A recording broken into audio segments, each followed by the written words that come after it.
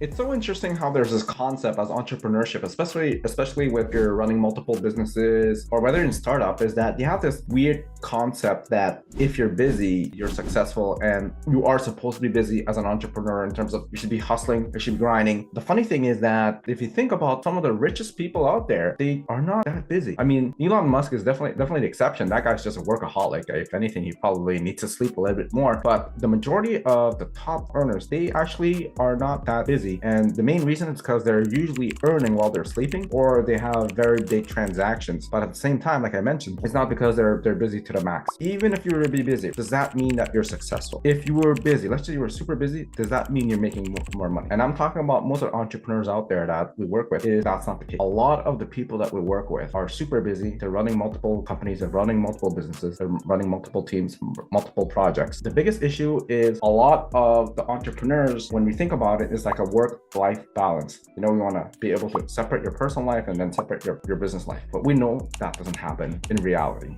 It actually should be integrated. So how do you make the best out of it? How do you get to the point where when you're busy, you're supposed to be busy, and it's a healthy busy versus an unhealthy busy, all right? An unhealthy busy, like I mentioned, is when you think that you should be working for the sake of working because that's what you should be doing, because if you're not doing it, then you're not making money. But in reality is you can make a lot of money without being busy. The healthy way is when you're supposed to be busy. For example, yes, you're supposed to be, you have an event coming up, then of course your time is making sure that the event runs smoothly. Let's say it's a 3-day event from A to Z, depending on where you're from. So that's what you want to know, is making sure that busyness is healthy. It's not about time management, is your understanding of what busy is.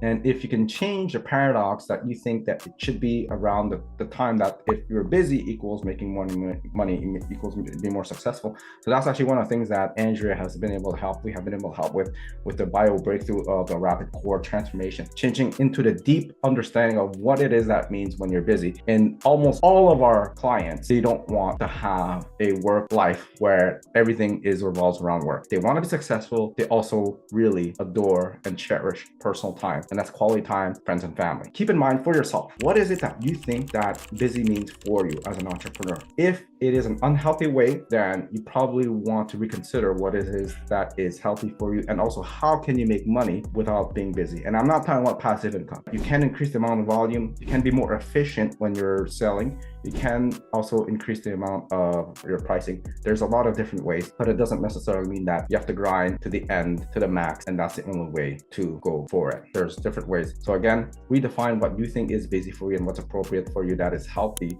and that will still be able to bring you to the success level that you want.